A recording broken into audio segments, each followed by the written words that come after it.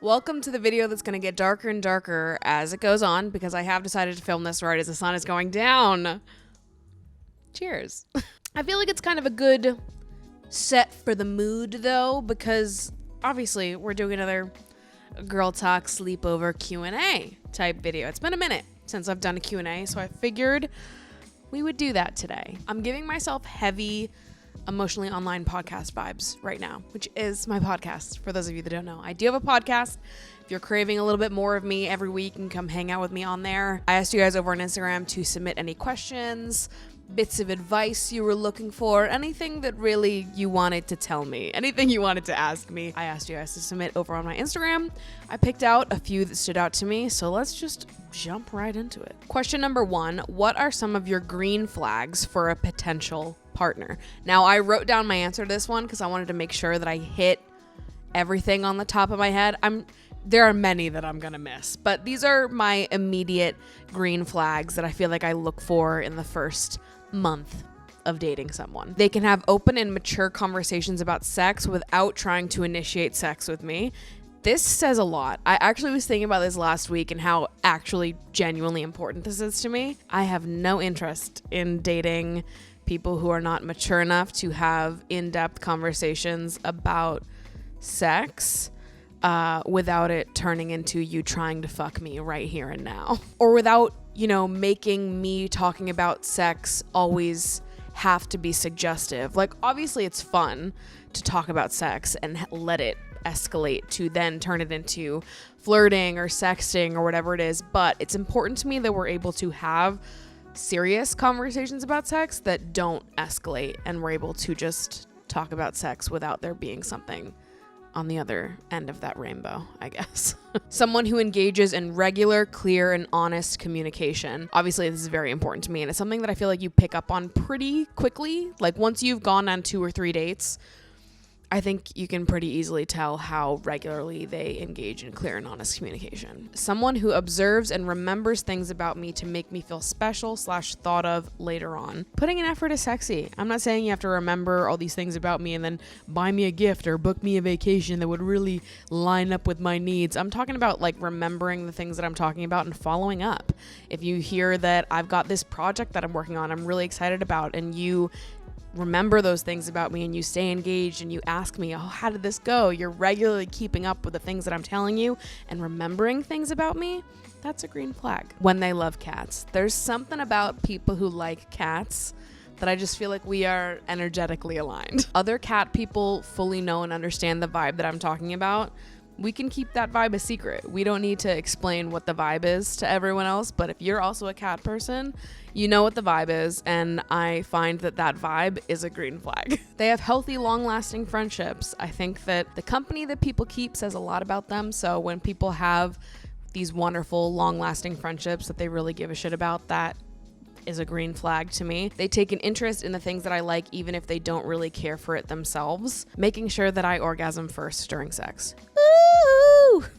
They show tiny, affirming bits of affection in public. They're emotionally in tune and know how to communicate when things feel off to them. They have their own place. They manage their money well. They have a high level of ambition and drive, but are able to balance it with the relationships they're trying to nourish in their lives. They make me feel sexy, etc., etc. The list goes on. These are all things that I consider to be green flags for the type of relationship that I am looking for at this point in my life. How to guesstimate the right sex toy when you can't afford to try them all, which is a very fitting question because today's video is sponsored by our friends over at Bellesa, baby. Bellesa is your one-stop shop for anything and everything sexuality. They're where I buy all of my sex toys. They're where I watch all of my porn. And the best part about when I do sponsorships with Bellesa is that this sponsorship is not only a sponsorship, but it's a giveaway as well. So to answer your question about what sex toy is going to be right for you, I think the best way to make this decision is by reflecting on what types of pleasure you like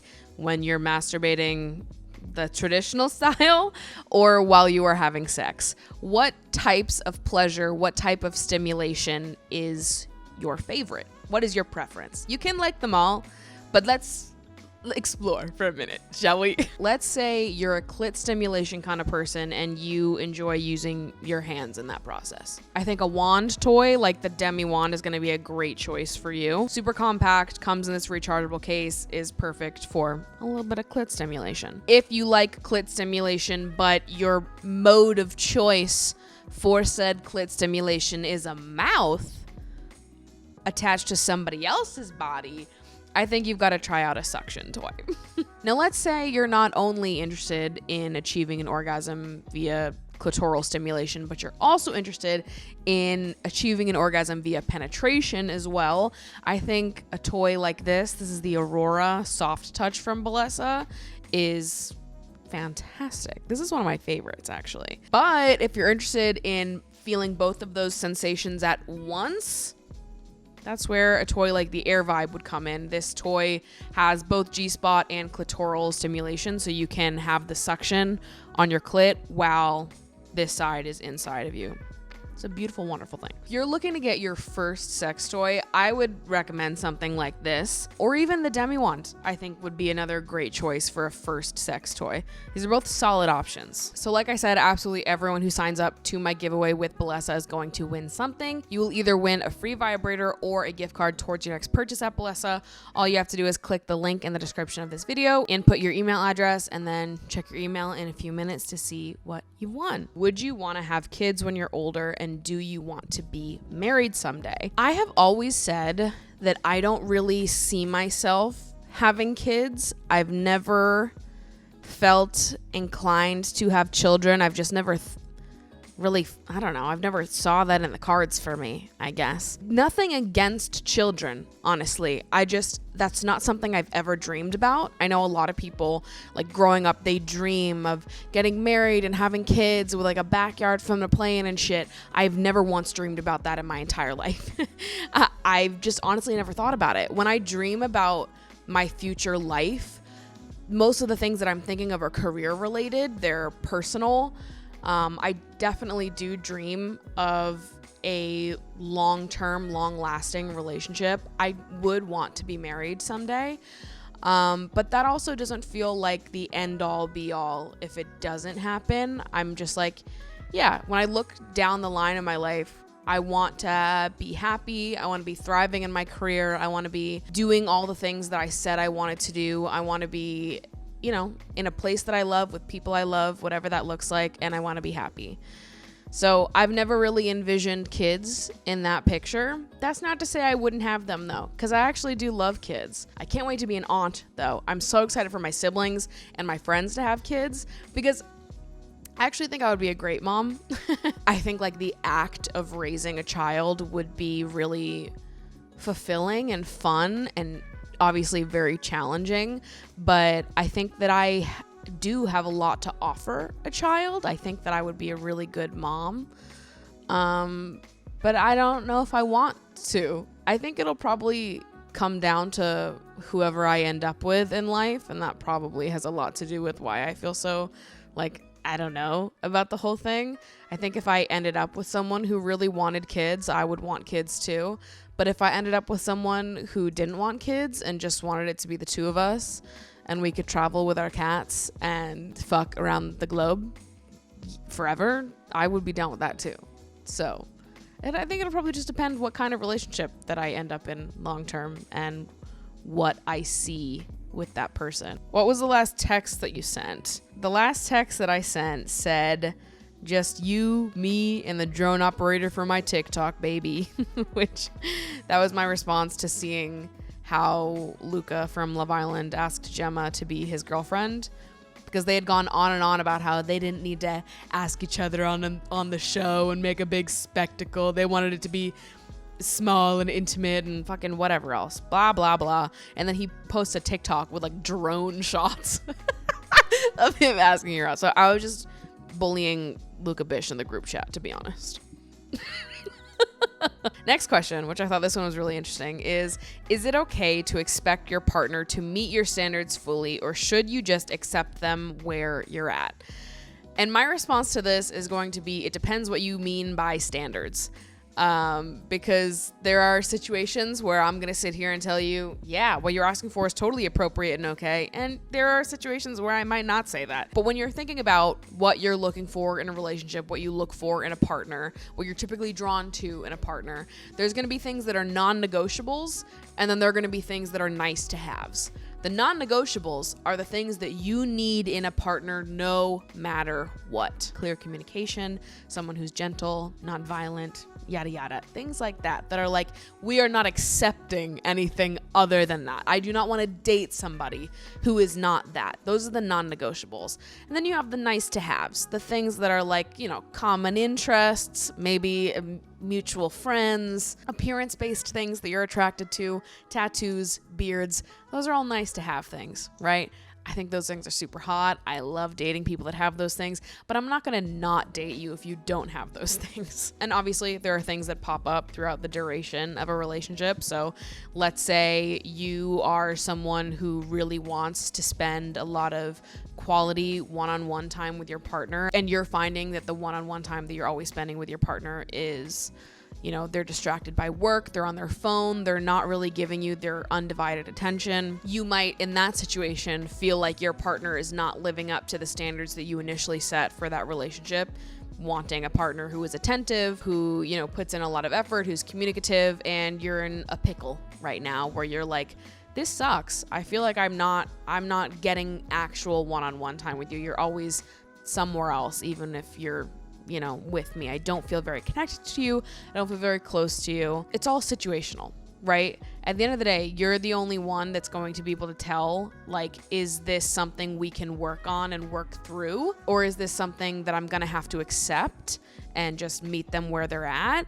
And if it is something I'm going to have to accept, is that something I want to accept? Is that something that I'm okay with in a relationship? In the example of having a partner that's a little emotionally distant, always on their phone when they're with you and things like that, that's something you can work on. Maybe you're in a universe where your partner is not putting in any effort to change, that they're even resistant to change. They feel so committed to work and their phone that they get mad at you for even suggesting that they need to put it down to focus on you. They insist that they can multitask when they clearly fucking can't. In that situation, like, you are faced with, like, you're gonna have to either accept that this is who your partner is and be okay with that, or decide that you can't accept that and that's not what you want, and only you are going to be able to decide that. At the end of the day, you can't force someone to be something they're not. If you have a conflict in your relationship and you feel like you need a change to happen in order to feel better in that relationship, you have to be prepared for the fact that you can't force them to change. A lot of things you can work through, and as partners, you want to get to the other side of that. But if you don't, you do have to make the decision of, like, is this something that I'm okay with accepting and being like, that's just who my partner is, or is it something that you can't? And that's fine either way, right? Only you can decide that. It's fine if you can't accept it. Your standards are your standards. I'm never going to tell you that your standards are too much or you need to tone it down and just accept people for who they are. You don't have to do shit, babe. You get to decide what is worth accepting and what you feel comfortable with accepting and what you don't. So it depends.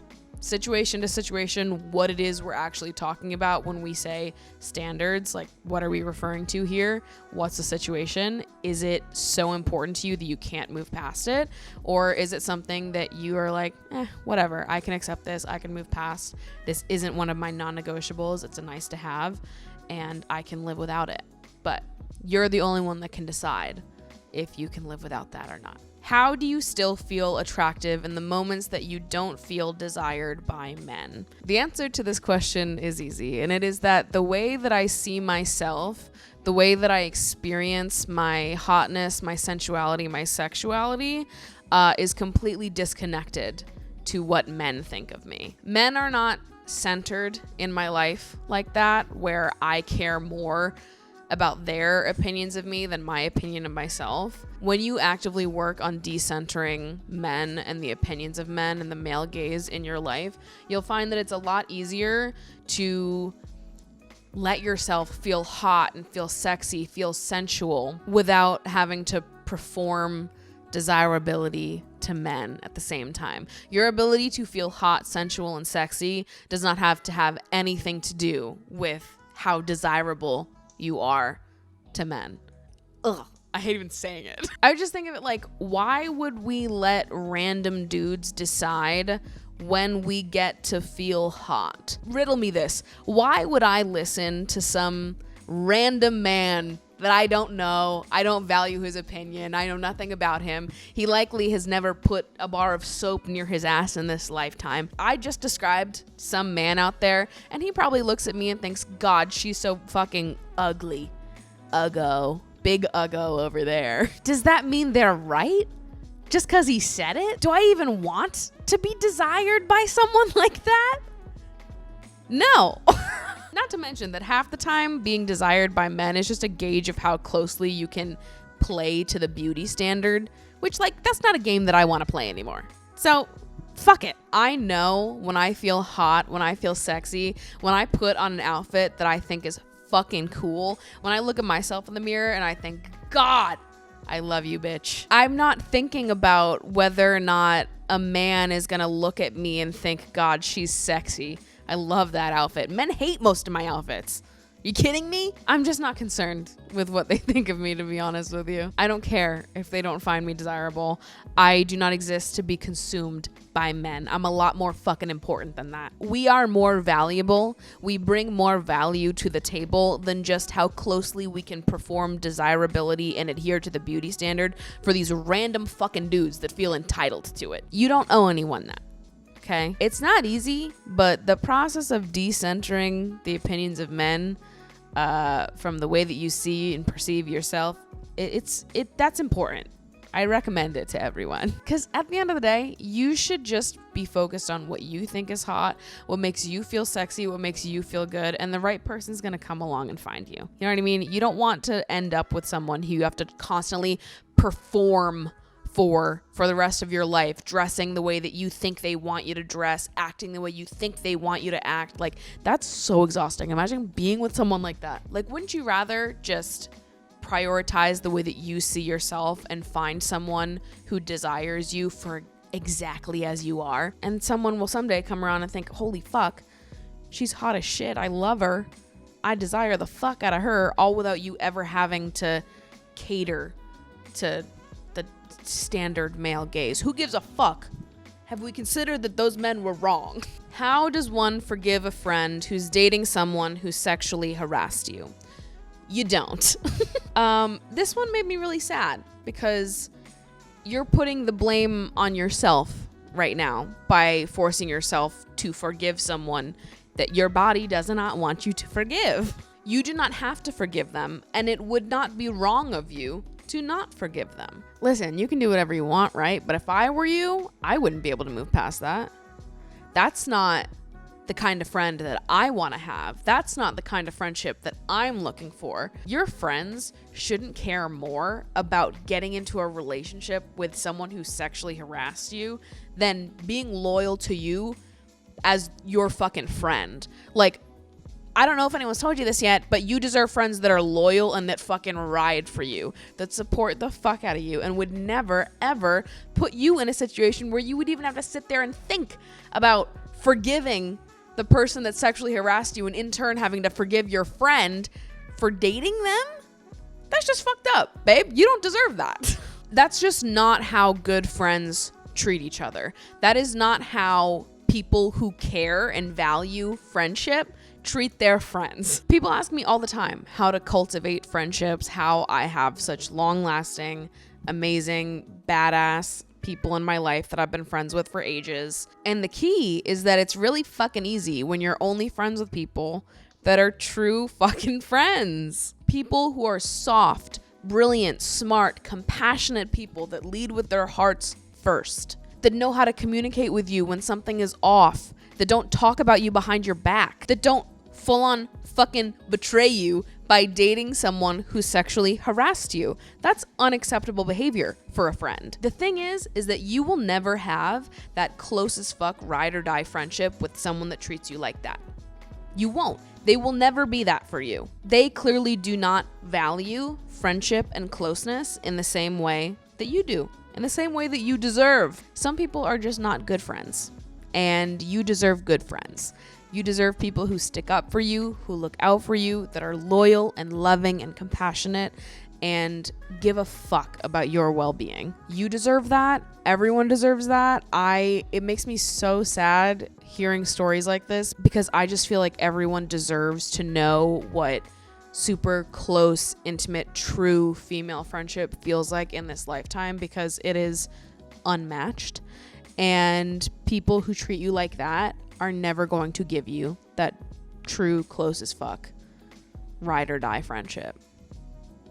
That's not how true friends act, period. So this next one I paired with a secondary question that someone else asked, because I think the two of them are connected. First question is, how do I communicate to a friend that her talking about how good her boyfriend is in bed is pissing me off? And the second question is, how do I deal with jealousy towards your friends for how easy their love life has been? I know that jealousy is an uncomfortable feeling, but it's a normal one. We all feel jealousy at some point in our lives. There's nothing inherently wrong with feeling jealous. I think how you handle that jealousy is what matters and what's going to count here. So let's reflect, right? Why is it that you feel angry that your friend talks about her boyfriend being good at sex? Does it make you uncomfortable because you don't really want to talk about sex? You don't want to know about your friend's sex life? You're just not comfortable having those kinds of conversations? Or is it pissing you off because in your brain, maybe you really want that too? Fucking, I know I do. In your brain, you really want that too, and hearing someone else talk about it all the time, you start to go, oh my God, fucking hell, I get it. Your life is perfect. We all have moments where that has happened. In fact, I was talking about jealousy to my therapist just last week. Jealousy is normal. It's normal to feel jealous. And I think for me, when I'm feeling something like that, like if I'm sitting here and my friend's telling me about how great her sex life is, and I start to feel like, oh God, I'm irritated hearing about this. For me, I always try to take a step back and think, okay, is my friend actually doing anything wrong right now, or is this my own problem? And it's usually my own problem. You have to sort of take a step back and think, why is it that I'm feeling this way? And what is the proper course of action here? In my eyes, the proper course of action is not to get irritated at your friend and say, it's pissing me off that you're happy and having great sex. In fact, I'm happy that you're having great sex. It's just hard for me to totally feel that happiness right now because I wish that I was having great sex too. And I think that that's a lot of times how we feel. It's not that we're angry that our friends are having good things happen to them or angry that they're sharing them with us. It's just that we want it too, and we don't know how to express that. Jealousy is uncomfortable, and feeling that way towards people is uncomfortable. I think that there are some situations where it's totally appropriate to express the fact that you are feeling jealous to your friend. If you just wanted to tell them, like, I'm sorry if I don't seem totally excited for you right now. I am. I'm so happy for you. I'm so glad that you are getting dicked the fuck down. You deserve that. I love that for you, queen. But to be honest, there is a part of me that hears you share all this with me, and I just think, like, God, when's it gonna be my turn? I want that too. And I do feel a little jealous sometimes. Obviously, it has nothing to do with you. It's all to do with me. But I just wanted to share that with you in case I am appearing less than excited. I am so excited for you. I'm just also struggling with a little bit of jealousy. I think sharing the fact that that's how you feel is totally fine, so long as you never make it the other person's problem. It is not their fault that you are jealous. And it feels really not good when people make their jealousy your problem, because I've had people do that to me before, and it really doesn't feel fucking good. People are like, I'm mad that you're happy. I'm angry that your life is good. Like, that doesn't feel good, hearing a friend say something like that. But to hear your friend be honest and be like, I'm so happy for you. If it looks like I am struggling to support you and be totally happy for you right now, it's because I'm struggling with jealousy. It's totally my problem. It's not your fault. But yeah, it does make me wish that I had that for myself too. And you can have an open conversation about that. I think the first step is just taking a step back and reanalyzing why it is you feel what you feel, and then, sort of reckoning with your jealousy with other friends, with a therapist, journaling about it a little bit, accepting that it's a normal way to feel, that everyone feels jealous sometimes, And then maybe sharing that with your friend if you feel that it could be a productive, helpful conversation. Dealing with jealousy is not easy. And I think when I feel really jealous, I always just try to remind myself that from the outside looking in, it's easy to think that everyone else has exactly what you want, when in reality, it might not be exactly what you want, you specifically. It might be perfect for them, great for them. That doesn't mean it would be great for you. And you do not have to compare your life path, your life journey, what you currently have, what you want to have in the future with what someone else has right now. What's meant to be yours will be yours. Your time is coming. And just be gentle with yourself. Be compassionate. And know that sometimes jealousy is just an uncomfortable, icky feeling. And there's not much we can do other than just sit in it, be gentle with ourselves, and know that our time's a-coming. Good things are on the horizon, and there's enough room in this life for all of us to have good things at the same time. The last question that I have here is, where do you see yourself in 10 years? I don't know exactly how, but I know I'll still be creating. I think I'll probably have my own brand. I would love to have my own clothing or lingerie brand. That's definitely something that I want for myself. I see myself still making content, making videos, maybe not in the same capacity that I do now. You know, I'll probably evolve as time goes on, as my life changes, but I see myself always being someone that is making things, that is creating. Ideally, I live in New York. I've got Miss Mango with me. I'm living in maybe my dream apartment, or maybe I'm working towards my dream apartment. Hopefully I'll have someone that I love dearly that I can spend lots of my time with. I think in my dream world, when I think of my life 10 years from now, I want to be creative. I want to be comfortable. I want to be successful, and I want to be well loved and happy, of course. So as long as I am those things, I don't know that I really care what it looks like specifically. Maybe I'll have my own brand. Maybe I'll write a book. Maybe I'll still be making YouTube videos. Maybe I'll still do my podcast. Maybe I'll be doing something entirely different. I don't really know. But as long as I am creative, comfortable, successful, and well loved, then that's all I can ask for. So that's it for our little sleepover wine night Q&A moment. Again, be sure to sign up for the Bellesa giveaway, where everyone wins something. You'll either win a free vibrator or a gift card towards your next purchase on Bellesa. All you have to do is input your email in the description down below. Check your email in a few minutes and see what you've won. If you want to see more of me, again, I do have a podcast that I post weekly. Would love to have you over there. Would love to hang out some more. So hopefully I'll see you guys there. Thank you so much for watching. I love you so much, and I will see you in my next video.